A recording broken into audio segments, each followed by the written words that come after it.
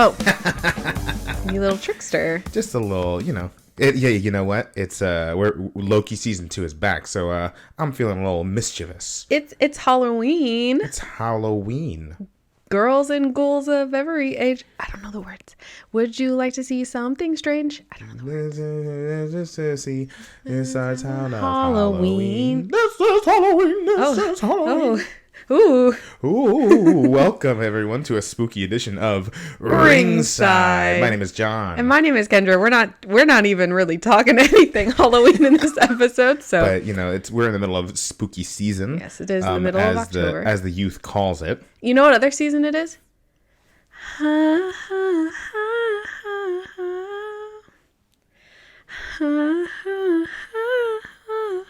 don't know what this is. Yeah, you wouldn't. You idiot. It's Twilight season. Oh. Do you know why? Because there's a bit of a nip in the air. What am I doing after this, John? You're straightening your hair. I'm straightening my hair. Guys, I'm so excited. She's getting her Bella Swan on. I'm in my Bella Swan era.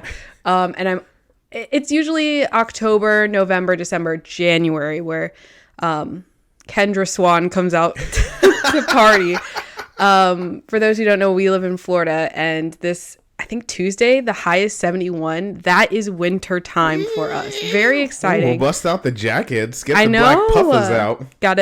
That's why my hair is going to be down against my back to provide me warmth as I sit in my office in this house and I don't leave for the whole week. Ooh, that sounds beautiful. Yeah, it's going to be pretty glorious. I'm very excited about it. Anyway, sorry, I had to recognize the true reason of the season, which is Twilight. And as we learned last year, the reason for the season is pleasing.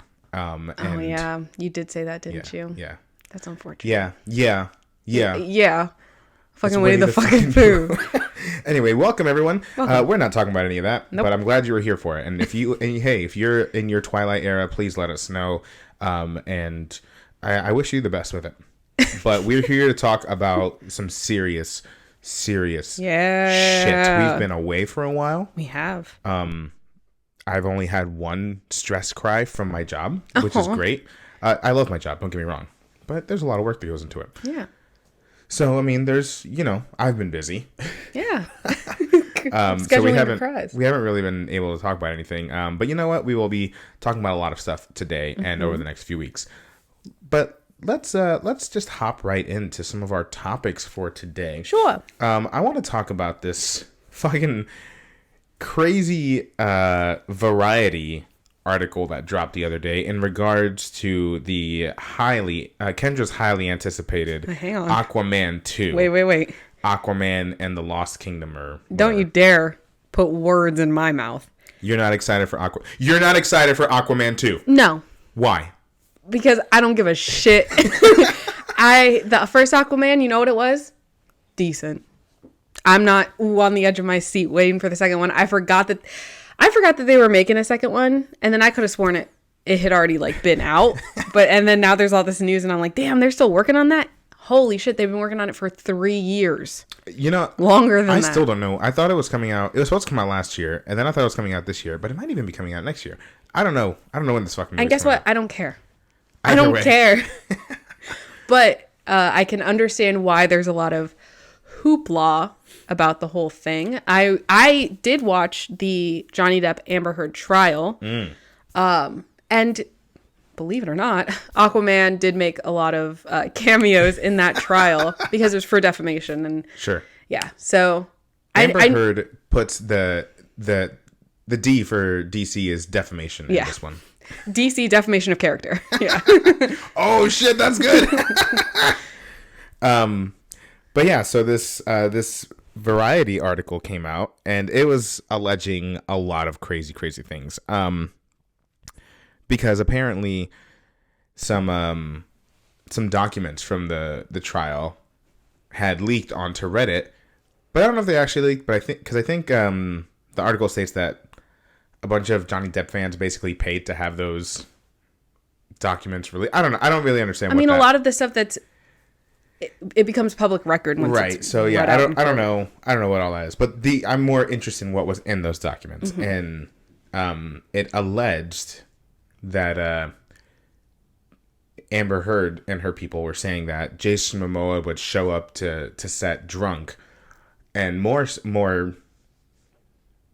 triggering would harass Amber Heard by showing up dressed as Johnny Depp, rings included. I mean, okay, now this isn't the point, but like, if you're gonna dress up like Johnny Depp and you don't have rings, you're just any old fuck off the street. You gotta have the rings if you're gonna dress up like Johnny Depp. But I told you this. No matter what you think about the defamation case or whatever the fuck they did in Europe, I don't remember what that one was about. No matter what you think about the individual people, there is some degree of hostility that goes both ways between Amber Heard and Johnny Depp. Right. And I think if that's true, that Jason Momoa purposefully dressed like Johnny Depp specifically to harass Amber Heard, that is a shitty thing to do, obviously. Yeah, I mean, I'm laughing because I'm like, what the fuck happened on this set? Like, and also, all of this... yeah, that's insane behavior if true. Right. And so DC's PR team, DC WB Discovery, whoever the fuck they are these days. Were they like, hey, that didn't happen? Right. They're like, hey, you know, these are some actual quotes, but they are basically, well, they're amended quotes. Mm-hmm. But basically they're like, Jason Momoa is super professional on set. And sure, he likes to enjoy a beer every now and again. Oh, like, why'd you say that? Why are we mentioning that? Yeah, why'd you say that? And then they said he did not dress up as Johnny Depp. Jason Momoa has always had this bohemian style. And I was like, that is fair. That is fair, but also, what? It sounds like you're justifying as opposed to... I know, just say the first part. Yeah. He's very professional on set, and he didn't dress like Johnny Depp. That's where you needed to end that. Stop there. He was just trying out some new styles with rings. What, we can't wear rings anymore? Everyone's so fucking triggered, these snowflakes, we can't wear rings on set.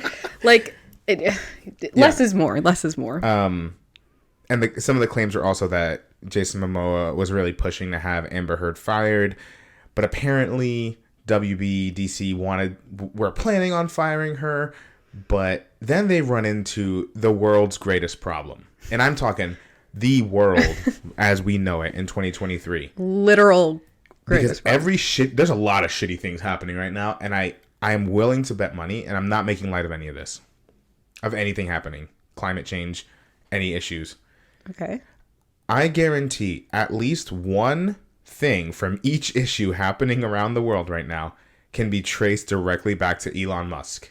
Or just the notion of an evil genius billionaire. Sorry, evil idiot billionaire. Yeah. Like that concept is like the root of all issues in the world. So much just like how Elon Musk's name was brought up during the trial because he's an ex of Amber Heard's. Mm-hmm. Apparently, when they were planning on firing her, it was after the first movie because they overall felt that Amber Heard's chemistry with Jason Momoa it wasn't hitting, right? Mm-hmm. So they were planning on letting her go, and Elon Musk gets involved by having his lawyers write this fiery letter, basically threatening them. Is this for real or alleged? No. I think he... Okay. As far as I know. Okay. But that the quote from the letter was that they would, quote, burn the house down. Oh. Yeah, and I'm like, can you do that? I don't know if can you do that? Has that power. But I mean, did it work? I mean, she's in she's Aquaman in the second one. I don't know. I think that did get mentioned in the court case. Right. Because I think that was something that they mentioned, like we weren't going to continue with her anyway for other reasons that aren't this big other thing happening. Right. But yeah, I don't know. I don't remember Amber Heard's performance in the first Aquaman at all. She was there. She was there then. She was there in Justice League with Zack Snyder. She was there. That was weird timing. Yeah. Yeah, I fully blame and she was British and then she Aquaman, wasn't. the Aquaman stuff, the WGA strike, the SAG-AFTRA strike, I think all of that has to do with Elon Musk. Somehow. He's into Somehow. AI. Yeah. He bought Twitter and then everything. Then the world went to shit. Hey guys, did you notice that? No, I'm just kidding. Yeah. So, not to be conspiracy theorists. No. It's all good. Mostly fun. jokes. Yeah. But yeah, it's very interesting. I don't know. When did the first Aquaman come out? 2018. Oh my god. I remember this because it came out around the time it knocked off Spider-Verse from the number one spot. The first one. 2018. Hold on. Do the math. 19, 20, 21, 22, 23. That's 5 fucking years. Who cares? Well, we had a whole pandemic. I know. I get it. But also, like, who cares? Hey, listen. I think they should have cut their losses. What's this going to matter in the grand scheme of the DC EU or whatever the fuck they're calling it? Well, here's the thing. In addition to... this article just keeps getting more and more interesting. Mm-hmm. At this point, they're just trying to get these fucking movies out. That's why they released The Flash after all those delays. And apparently... It's so crazy that The Flash came out after everything that happened with that. And Aquaman 2 can come out, but that one, what was it? Batgirl? Yeah, that couldn't. Weird that was the one that got shelved. Never mind. What's different about all of these situations, I wonder? Yeah. There's a lot to unpack there.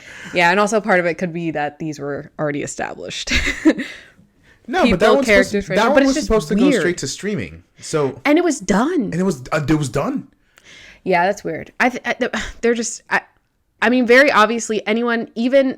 Well, I don't know about DC, like, apologists. But anyone who's been watching for the past decade could tell you that the decision-making was never the strong suit. Right. And I think this is just more evidence of that. Well, they're trying to release these movies because they know... They'll make money. New DCU movie... Well, not even that. This new DCU, like, DC... cinematic universe is on its way. James Gunn's at the helm, and so they're just trying to finish off the remnants of the Snyderverse, right? My least favorite cinematic universe. So this article also had it briefly mentions, but I think it's worth noting that there are already some who believe that WB is going to be sold off again. Mm-hmm. So they just went through this whole huge merger with Discovery, which was and horrible. David Zaslav is ruining everyone's lives. Yeah. And they just have not known what to do with all of this, and I think that's kind of been the part of the issue for everyone who's been involved with WB. So now this article mentions that Universal might be where WB winds up next if it gets sold off. That makes way more sense to me. Yeah, but I'm like, God damn, like, y'all are already thinking about this? Yeah. It's been 2 years. Yeah. So, especially with a new cinematic universe looming over the next couple of years, I think it's all interesting timing. But they've also mentioned that another DC announcement was that they're not keeping any of the Justice League that has been established. So we knew Ben Affleck was out. We knew Henry Cavill was out. Yeah. So, but oddly enough, Jason Momoa is the only person so far who's in talks to play a different character. He's in talks to play a character named Lobo. Who, if you see Lobo, werewolf? Is he a werewolf? No. He's like a fucking alien biker. It's weird. What's the word for wolf in Spanish? Huh? What's wolf in Spanish or werewolf in Spanish? Fucking chupacabra. God damn it. I don't know why a werewolf is the first thing I thought of. Maybe because it's the spooky season. I think you're thinking of Don't You Know I'm Loco? But you're thinking of Don't You Know I'm Lobo? Yeah, you know what? Yeah, that's Cypress it. Hill? Shut up. All right, well. Lobo Spanish means wolf. Fuck you. fuck you. To all my haters, all my doubters, eat shit. I will say she knew that and I didn't. Yep. I didn't. So there's a she-wolf in your closet. I think because in the Spanish version she says, oh, Loba? No. I don't know. We're not. Hey guys, that's as far as I go. Cut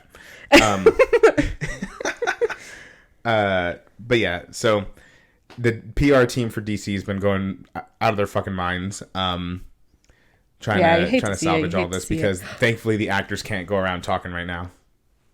Loba, she-wolf, fuck you.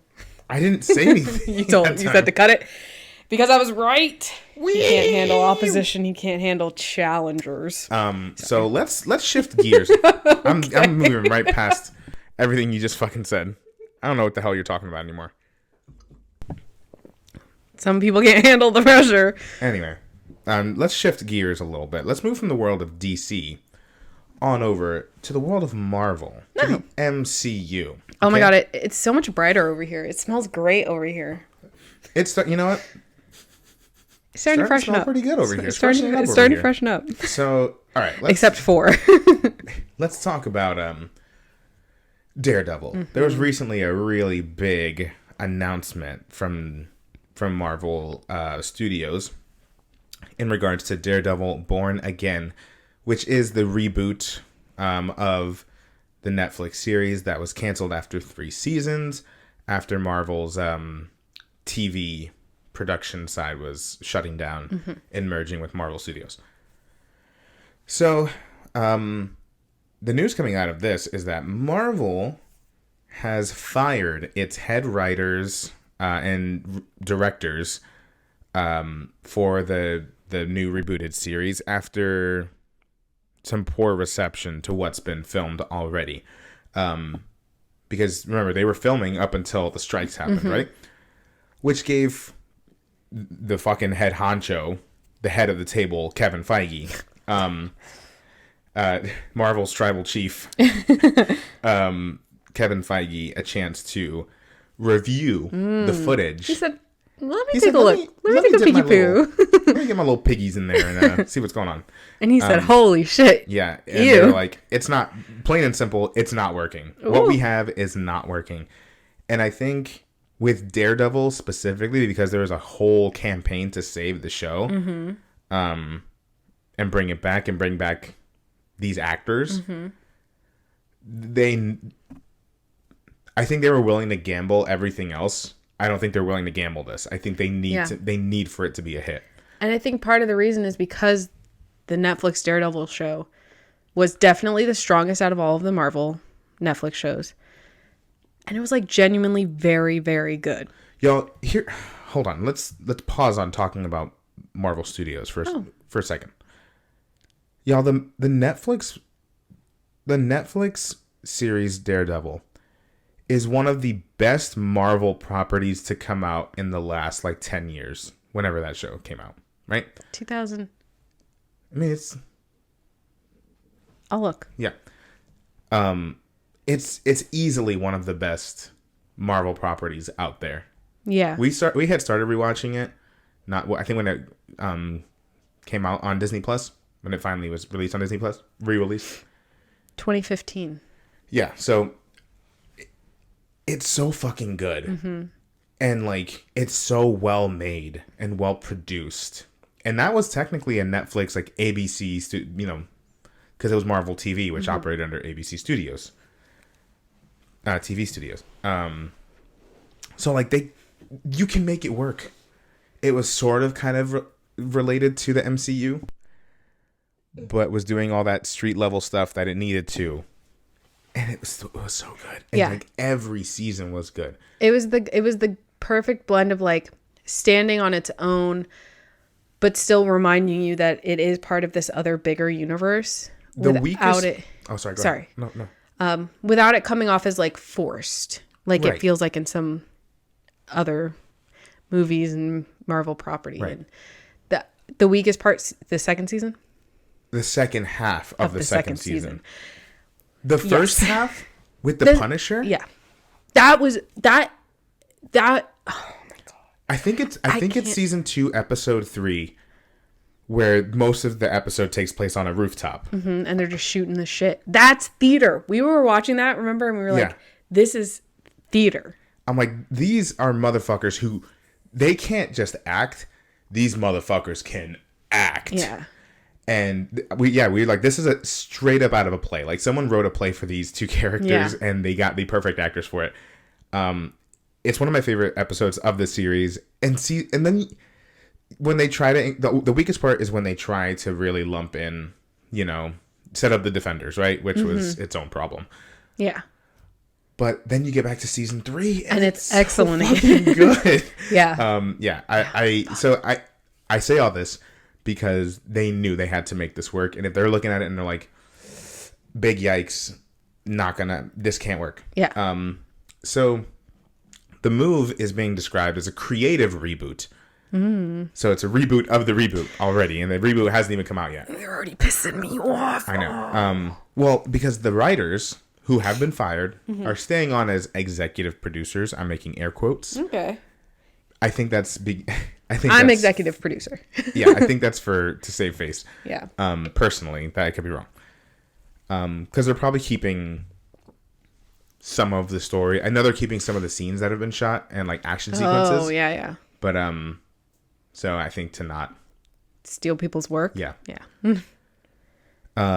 But the writers essentially created, and this is a quote, a procedural drama. Yeah. So it's coming off more as an episode of Law and Order than a superhero show.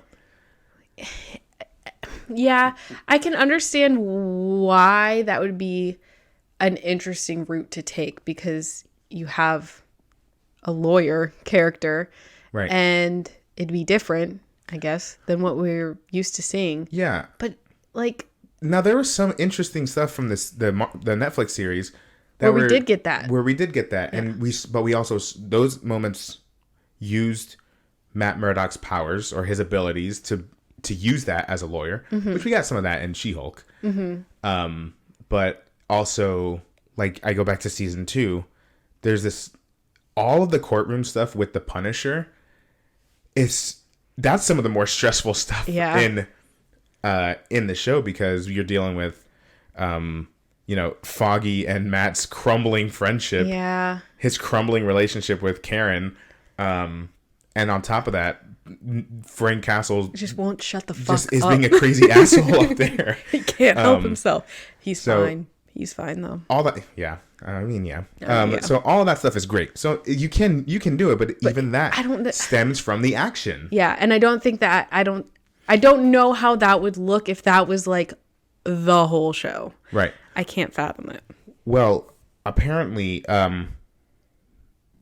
with that, Matt Murdock didn't suit up as Daredevil until the 4th episode. Now, you can argue, because I brought this up in just a personal conversation with you. You can argue that, like, in the original first season, like, he didn't show up as Daredevil to the very very end. And like, yeah, but also he was already fighting crime from episode 1. He was in a handmaid's, just clothes. What was Spider-Man not Spider-Man until he got his special suit? Right. So I get it, but like, I don't think that would have been the biggest thing. If there had been no action until the 4th episode, that's a different story. Yeah. Yeah, that's wild. So now the studio's moving away from like this, they kind of bragged on themselves for a while, like, oh, we're filming essentially these 6, 7, and 8 hour movies and releasing them as episodes, and which at first kind of sounded cool. And then how did that happen? Well, the one that's been most like criticized? No, the one that's been most like a TV show is arguably its most successful, which is Loki, which is on its season 2. Yeah. I think it's the only season 2 we've gotten so far. I think so. So far, yeah. Yeah. So clearly that method is working. And they're moving away from that and moving into a more traditional TV format where they're commissioning pilots and they're hiring showrunners. Because Thank God. Well, apparently, you know who we have to thank for that? Jessica Gao from She-Hulk, who was fired at one point because, whatever, for reasons, right? And then in post-production, they were trying to like find the tone for the she's show, like- and they were like, "Hey, we don't know comedy," and she's just basically like, "Guess what? I do. I'm a comedy writer." It's the whole reason that I was supposed to do the whole thing in the first place. And that worked itself out. You know, she even had a cameo in it. Yeah. Again, you and I maintain that She-Hulk is not a bad show. She-Hulk. Oh, I don't know why I said She-Hulk. She-Hulk. Underrated. Super underrated. Very underrated. And I think it's because a lot of what came before it for a lot of people was subpar, and they were just sick of it, and they didn't want to give anything else a go. I think it's because it was a woman. Well, that's also part of it. But for one group of people, I can't blame you. If you're just sexist, sorry, you're an asshole. Right. Don't watch it. But for the people who were like felt jaded after seeing fucking Captain America and the Winter Soldier, I get not wanting to touch another fucking Marvel show after that Sure. one. But I agree. It's pretty underrated. I think, who was I talking to? Oh, people at work said that it was really, and we're getting kind of off topic because I'm talking about She-Hulk, but said it was really like, I think like too youthful or like something, because their example was like, oh my gosh, she's twerking. What would Stan Lee say if he saw her twerking? And I was like, Stan Lee would love it. Yeah. Stan Lee would want to be, that's his He'd be the security guard that Megan Thee Stallion is twerking on. Wait a minute. Stan Lee was Hugh Hefner at one point in the MCU. Wasn't Stan Lee in like a strip club at one point? Yeah, in Deadpool. So I don't think DJ. I don't think he'd give two shits actually about that. Anyway, but yeah, I think She-Hulk is underrated, and maybe this is one of the reasons why it was more success or felt more complete. Yeah, they rehired her. Yeah. To come in and help. And they said, please help, please. Yeah, to help find it. And I think that should kind of at least sparked the idea that it's like, hey, what if it's probably helpful to have a consistent through line and like tone with all of these, rather than, because I mean, I tried to be an apologist and find things I enjoy about Secret Invasion, but that was the one you can tell had the most problems, because apparently they started bringing out like executives who, quote unquote, were like trained in the Meghan Markle, the Marvel method, and then it kind of became a power struggle, and you can tell that was the one that was like super affected. Yeah. I think there are still parts to enjoy. Sure, yeah. I mean, you can say that about anything. Yeah. I don't disagree, but I'm just saying, like, overall, as a product, disappointing. Yeah. Oh man. Overall, now that I think about it, actually, it's really disappointing. It could have been so good. We were really excited about it. But yeah, I mean, so on the one hand, like, yeah, it kind of sucks that, you never want to hear about people fired, but in terms of a bounce back of sorts, I think it's gonna be hard for Marvel to completely ever fall off. But I mean, we can admit that some things are, it's hit or miss right now. Quantumania, it's okay. Yeah. But it's not what we know from Marvel. Yeah. Especially on the movie side of things, which are usually pretty consistent. Yeah. The shows have definitely been hit or miss. Yeah. I think that's fair to say. So I'm hoping that moving forward, that's why they press pause. They're making Armor Wars a movie now. They completely press pause on Ironheart.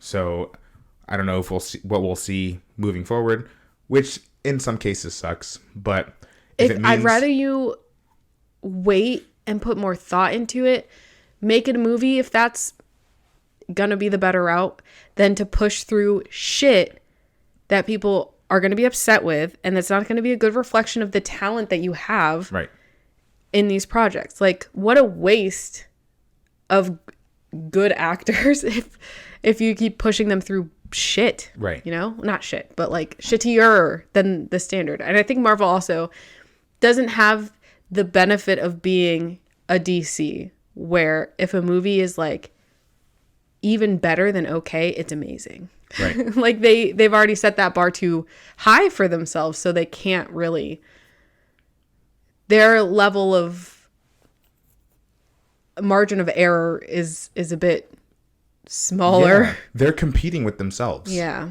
Because everyone loves the first, the first 3 phases. Yeah. And everyone loves them now, I should say. Right. People complain about phase 2 for a hot minute, and I'm like, people complain about everything. Yeah. but yeah.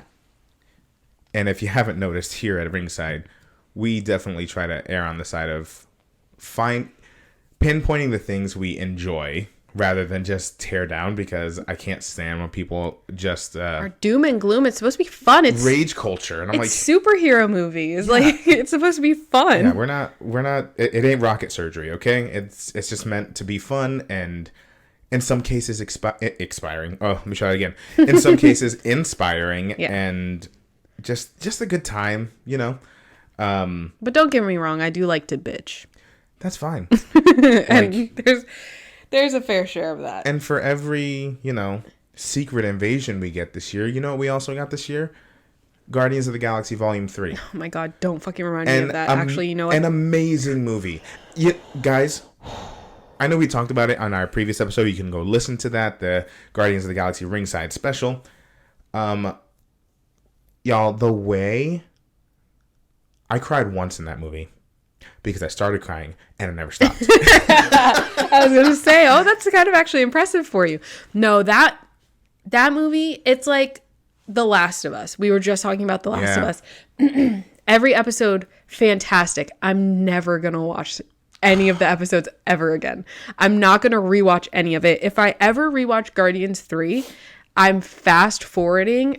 Whenever I see Rocket's face, click, it's gonna be a speed run. I can't do it. Yeah. So sad. So good. But sad. It was sad, but the end, for me, the ending was so beautiful and so just like full of joy, and it was like bittersweet. I don't know. So like, of course, yes, we can bitch and complain, Marvel's falling off, but then we get these amazing things and you're like, oh no, I remember. And that could be obviously James Gunn is a brilliant filmmaker, specifically with like, I mean, just in general, but like also he knows what he's doing with these type of characters, right? Mm-hmm. Which is why I also love Peacemaker so much.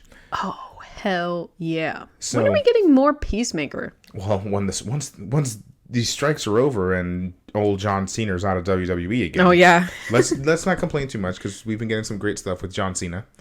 So I'm happy to have him while we have him. But yeah, so a lot of interesting news coming out of Marvel. I'm hoping that it's just funny because now I know somewhere Ike Perlmutter, who is the Marvel TV guy who everyone fucking hated. Kevin Feige, can't stand him. Oh. He's somewhere like, you thought you could live. What's the quote? You thought. You think when you think. Oh my god! I don't remember what it is. You thought you could live with your own failure, or something. Girl. Well, anyway, it brought you back to me. Brought you back to me? Yeah. Bring you back to me. Anyway, goddamn, I suck. We need to research that quote because it's a good one and we could use it a lot. But we need. You could not live with your own failure, and where did that bring you? Back to me. Damn, he got it too late. Too late, little, unfortunately. Too late. Day late and $1 short. Yeah. As all the little old people told me at Kohl's when I used to work there. Damn. Anyway, so moving right along. Speaking of disappointment. Speaking of sadness and sorrow. Yeah. I was gonna say speaking of John Cena, but he's not a disappointment. But speaking of disappointments, let's talk a little bit about what's going on in the world of wrestling. So in the time that we've not been recording this podcast, a lot has happened. Including one Edge. He is Edge no more, but he is the rated R superstar. Adam Copeland is All Elite. Yeah. Yes, Adam Copeland, formerly known as Edge, has moved on over to All Elite Wrestling, AEW. And deep down, I'm very, very happy for him. I am. He's back with Christian. He's probably going to get to do a little more wrestling than he was while he was in WWE. Deep down, very happy. But selfishly. Right at the top, though, on top, sitting above the happiness like oil on water. Rage. Oh, no. We got the power. We got the rage. Oh. No, I feel slightly betrayed a little bit because we were hearing the rumors. This isn't something that just popped up overnight. And oh my God, what a shock and surprise. A lot of people had rumored it for quite some time. And in my head, I just couldn't believe it. Yeah, I was like, no, he's WWE all the way. It's his right, whole like that's where he's been for as long as he's been Edge. Right. That might not be true, but for as long as I've been watching. And it just felt so weird for him to pop up anywhere else. Like, I couldn't imagine it.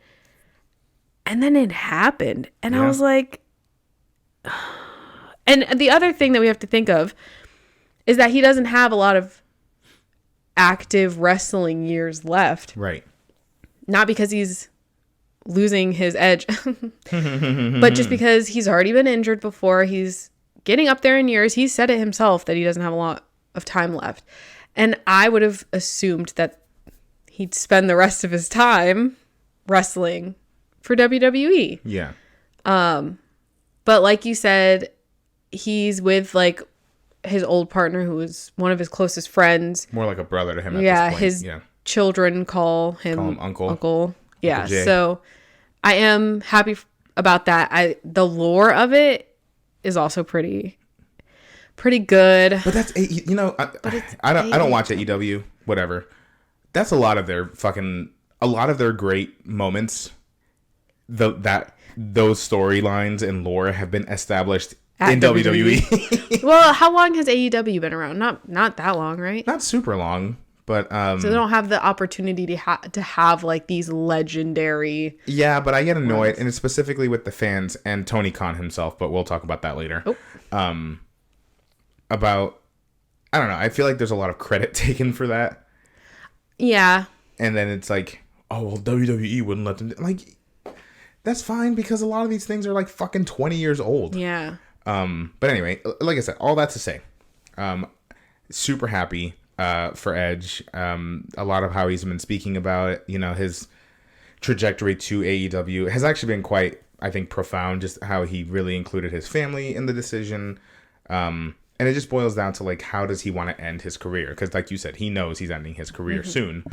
And it just sounds like he and WWE were super mutual about like, you've done it all. Like, yeah, where do you go from here? His last like big thing was setting up Judgment Day, which is a huge one of the biggest factions in WWE right now. Besides the Bloodline, arguably the biggest faction. Right, except for the Bloodline. So one of the. Yeah. So like I said, maybe the second. I wasn't saying it to me. It sounded like you were trying to say that I was wrong and stupid and ugly. That's very hurtful. You're one of those things. Which one do you think it is? Stupid. Yeah. And I think when we talked about this, when we were talking about our feelings of this happening, hey guys, this is the first time this has happened to me. Yeah. I've been here for just a hot minute, and I've never had any of my superstars poached from right out under my fucking nose. So it was raw and it was real in my heart. Right. But the thing that I always went back to, like, me, damn it. Oh, we've seen it happen before, even recently. These retired for 15-year veterans come back and they wrestle one last match, or they come back for WrestleMania and they have a spot there. I don't think this is the last time we'll see Edge. No. So that's part of what's getting me through it. Is like, he'll be back. It might not even be that long before he's back. AEW scares me. They're very lax with their safety protocols over there, and I can't watch it for that reason. It scares the shit out of me. Yeah, I did watch a few clips of that Darby Allin and Christian Cage match, and I'm like, at one point, I thought Darby Allin was paralyzed.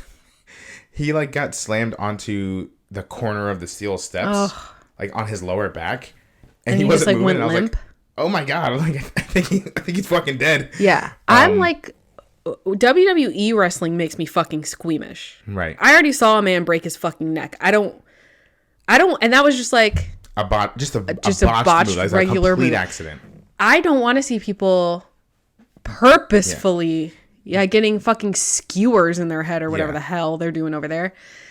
It's not my thing. And that's, again, another reason why I'm frightened to have my Edge over there. Right. He's not allowed to do any of that. Sorry. Yeah. But you know what? I'm excited to see. I will say, again, not that I watch it. I do love all the clips of Christian Cage. I do love his whole shtick about being everyone's fathers and just dogging on people with dead fathers. Dads. That is such a crazy. You have to have a lot of confidence in yourself. You have to have name recognition and a following to be like, I think my new gimmick is that I'm going to make fun of people who have dead dads. I'm going to turn into the Joker. Truly. Be a fucking monster. That is an insane, but I mean, it's a little bit funny sometimes. Just that fucking clip of him watching that ceremony at the beginning of Wrestle Dream where they're honoring their grandfather. And he's just there. I mean, Christian's just watching. He's sorrowful as well. I don't know if he was sorrowful. Well, I think he was waiting for the moment to fucking strike. But in the switch with that, it felt more like a trade at this point. Because right before Edge had gone, the same week that Edge had gone over to AEW, we found out Jade Cargill is coming to well, she's at WWE now, baby. Yeah. Which is super exciting for the women's division. Us here, y'all. The two of you that listen, we are big fans of the women's division. We don't think the women are utilized properly or truly even given a second thought. Yeah, they do. The women's matches, especially in recent pay-per-views, have felt like afterthoughts. Right. And that's why they show out so much. Yeah, and it's crazy. And I think their division isn't developed or respected. Yeah, in the same way. I mean, it's not like it's like we don't know why. Right. But it's just you would hope that there's more progress because it's almost 2024. Right. But if we keep getting like high I said high value. Oh my God, like I'm some sort of alpha male. Yeah. High profile names and women with like followings and all that stuff. I think that'll be really, really beneficial for the entire division. Yeah. And I hope that they very obviously know that Jade Cargill's very popular. Right. So hopefully that will lead them into showing her more often. Yeah. Book her in matches.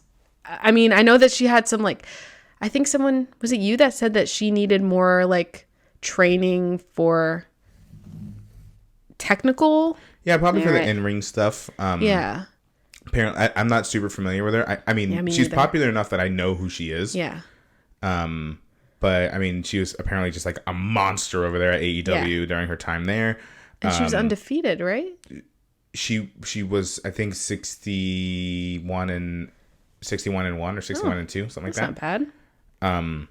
So she was a fucking beast over there. So I'm excited to see her over here, and just see how it just adds an extra, gravitas. Because right now, like, I mean, you have all these people trying to do their best. A lot of people were talking shit about Becky and Trish. Oh, they haven't had. And then what do they do in that cage match? They stole the fucking show. Yeah. So fucking good. Yeah. I'm like, y'all, and I know a lot of you other fucking wrestling podcasts out there are going to not consider it for match of the year, but you know what? I think it should be at least talked about. I need to rewatch them all. I don't remember a lick. But that was a great match. But so I feel like she had a little moment with Charlotte Flair. So it makes that, I think she's going to Raw. Okay. Which would put her in the same brand as Rhea Ripley, Zoe Stark, Nia Jax. So Nia's busy. Becky Lynch, I think. So no, that's interesting. Lots of cool opportunities there. So I'm just excited to see what happens. And then you're also got developing talent like Tiffany Stratton, what's her name? Lyra Valkyria. She has a match against Becky. Yeah. So like, we're getting there, but we have just book them. Let Io Sky be a fighting champion. I know, right? She had an amazing match. Yeah. The triple threat match was awesome. It's like, I don't know. I feel like there's been such a hole since, oh my gosh. Sasha Banks. I was going to say Mercedes. Like, I know her personally. Well, that's her new wrestling name. Well, yeah. But Sasha Banks and Naomi, them leaving, especially so suddenly. Oh my God. How heartbreaking. That was rough. It just like hasn't felt the same because she was so present. Like she was such a big part of the division. And I'm not saying that Jade is like a filler or a replacement. No one can replace that hole in my heart. But I think maybe this is a good step in that direction. Yeah. And like damage control becoming a thing was a good step in that direction. I just think there needs to be more time and attention and importance put on these women's matches because you're not going to get another Sasha Banks if you don't start booking people in fucking matches, in big matches where a lot of people are going to watch them, in matches that have what am I saying? Stakes, yeah, that aren't just like nothing. I get really frustrated with the and again, we say that as huge WWE fans. Yeah. And it's because we care about the product. We want it to be as best as it can be. And but so excited to see Jade Cargill at WWE. I think it's going to make for some entertaining stuff. And good outfits and good hair. Woo. We love a muscle mommy. Oh. Sure, it's not what I was talking about, but yeah. Anyway. Also, that's right. This past Friday was the triumphant return of my and your tribal chief, Roman Reigns. You turn into this announcer just every time you start a new subject. Anyway, yes. You can't help it. You can. At the season premiere of SmackDown, the Tribal Chief show, he returned. I missed him. Didn't you? He looked great. You know why? Who else looked great? Paul Heyman. I think they said something like his color returned to his hair overnight or something. That, like, I didn't even... That's a beautiful touch to the story. I know. They're like, how about while Roman's gone, you just don't dye your hair? Right. Fucking funny. You're stressed. Yeah, you're losing it.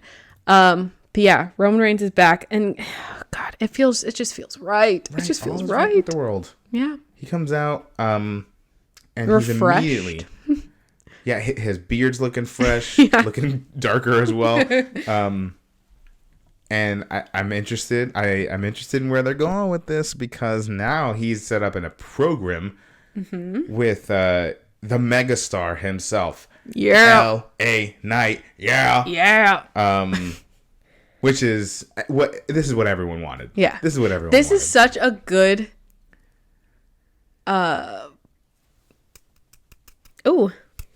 matchup. Yeah, like opposition. Yeah. Because Roman Reigns, LA Knight does what he does with a straight face. He's very serious about his gravitas on the mic. Right. And Roman Reigns just thinks it's all stupid. Yeah. It's so fucking stupid. It's like every time Imperium is up against like goofy people, like Alpha Academy. Goofy, like from Disney? Gooby, yeah. They're just like so above it and so disgusted by it. Right. Oh, it's so good. Seeing Roman Reigns just be like, who the fuck is, like, what happened since I was gone? Right. Since you've been gone. LA Knight is really popular. We were recently on a song. Oh my god. Yeah. Jesus Christ. Sorry. We were recently on our most recent pay-per-view.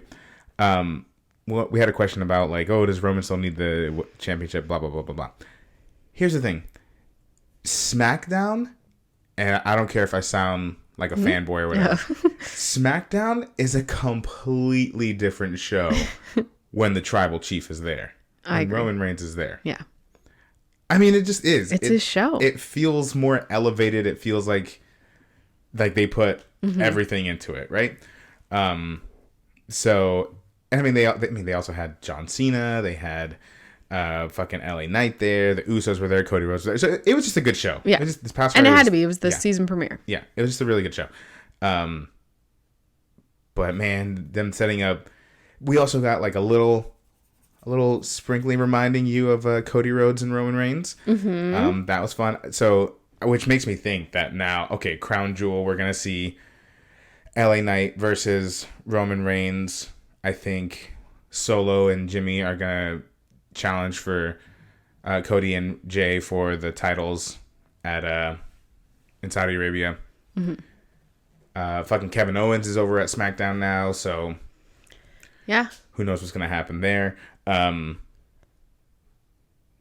But yeah, I'm super excited about the absolute trash talk we'll get. Yeah. From LA Knight and Roman Reigns and Paul Heyman. Yeah, we got a little hint of it, and it was tasty. It was tasty, and then we got a tasty spear to end the show. Yeah, love that. Wait, before you talk about what we're going to talk about next. Okay. You reminded me when you said that Kevin Owens is on SmackDown now. Mm-hmm. They're breaking up Kevin and Sammy. That's fine. I think it's about time for that. But there's also an announcement made. Adam Pearce got, quote, promoted, quote, to the general manager of Raw. And the general manager of SmackDown was announced as Nick Aldis. Aldis? I don't know who this man is. Old wrestler. But good for him. Yeah. So we have 2 Adam Pearces now. And one's named Nick. And he has hair. But, I mean, I don't, does it, I think I asked you, I was like, what do general managers do? I liked when they did general managers. So, some good examples of general managers. You had Eric Bischoff. Mm-hmm. I think Paul Heyman used to be a general manager. Mick Foley. Wasn't there a woman who was a general manager? Vicky Guerrero. Yeah. So they're kind of like... What the fuck? They're like those... They're kind of on-screen personalities as well. I think both he and Adam Pearce actually have like real jobs there too. I think they do. But is it just like kind of what we've seen from Adam Pearce as the official? Yeah. So Teddy Long, famous SmackDown general manager. The Undertaker. Yeah, that's right. So I'm excited about it, and this other streamer I watch, shout out. Oh no! Shout out to Santi out there, Santi's app. Brought up maybe they'll bring back the actual like Raw versus SmackDown rivalry that there used to be. And it kind of sounded like what they were playing at, right? Yeah, so healthy competition is what they said. I'm excited about it. And I assume that this will be like the Adam Pearce and who was that other official? Sonya Deville. When they did the draft. Yeah. And it was like, yeah, I think it'll feel like that. But they were always officials together. Right. Wherever they were. I miss Sonya Deville. I miss Sonya Deville too. Anyway, but yeah, so another piece of interesting news from SmackDown. Yeah. Very excited about that. Mm-hmm. I did not appreciate how Kevin Owens came in and just really unfairly just took a sucker punch, sucker stunner. Oh. On Dirty Dominic Mysterio. Yeah, you better say his whole fucking name. Yeah, he was out there really acknowledging the injustice toward the Judgment Day, just trying to speak, and the crowd was being so rude, weren't letting him as fucking they always speak. are. As they always are. They just don't appreciate greatness when it's in the ring. And instead, I think it's jealousy, actually. Yeah, he was mocked by Triple H, who, let us remember, has no hair. Meanwhile, Dirty Dom's rocking some luscious locks. He has enough hair for 2. Yeah. Yeah. You know who else doesn't have fucking hair? Adam Pearce. Famously. He has more hair than he knows what to do with right now. Yeah. And they're fucking jealous. Who does have hair? Nick Aldis. He doesn't have as much hair. Well. So anyway. He was the one person to stand up to his shit. Yeah. And he was the only person there from Judgment Day, man enough to show up and speak for his team. Sure. And, well, not... I think sometimes they send Dominic out just to have, like... it's like when you take your kids to the park and you're like, run around for a bit, tire yourself out before bedtime. I think that's what they let him do. They're like, oh, go talk to them. Say your piece. I did love when Nick Aldis was like, I'm a really big fan. And he goes, yeah, I'm a champion. Yeah. Of course I'm a champion. Yeah, he's very funny. All right. Take it, Joe. He's very fun. And I think he's like 6 foot. That's so crazy. He's your Chelsea Green. That's what Chelsea Green's all those things for me. She speaks Spanish? She's Canadian. Close enough. So anyway. Moving right along. She might speak Spanish. We don't know. I mean, Finn Balor speaks Spanish. All of Judgment Day speak Spanish. Yeah. You know who doesn't speak Spanish? Fucking JD McDonough, and that's why he's not in it. You would think in that big head, some Spanish would be rolling around. That Funko Pop head. Oh my gosh. It's so funny how big his head is. So anyway, excited for that. Excited for the potential matches at Crown Jewel so far. Speaking of Crown Jewel, I think there's one more match that may have actually been set up tonight at a non-WWE event. Oh, yeah. So let's bring up the internet sensation. Oh. You love to hate him and you hate to love him. Well, I do one of those things. Logan Paul had a boxing match tonight. Don't know if he won, but who cares? I thought I thought he didn't do that. His brother did that. He does it sometimes. I think he and KSI had. But he's the one that's bad at it. But his brother's good at it. He's not as good at it as his brother. Okay. Yeah. But his brother's not as good at wrestling. So apparently, yeah. I would say, I think because I would say Logan Paul's probably more athletic than Jake Paul, just based on all the shit he does. You heard it here first, folks. The ring. Anyway, listen. Whatever. Anyway, Logan Paul after his match called out Rey Mysterio and said, "I already beat him once. I want that U.S. title. I want some championship gold." So it sounds like the gauntlet's been thrown down. I wouldn't be surprised if we hear about it next Friday. I wouldn't be surprised if we. Well, yeah.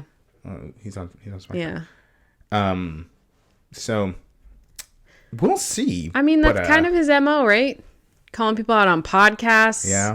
It's all the extracurriculars. Yeah.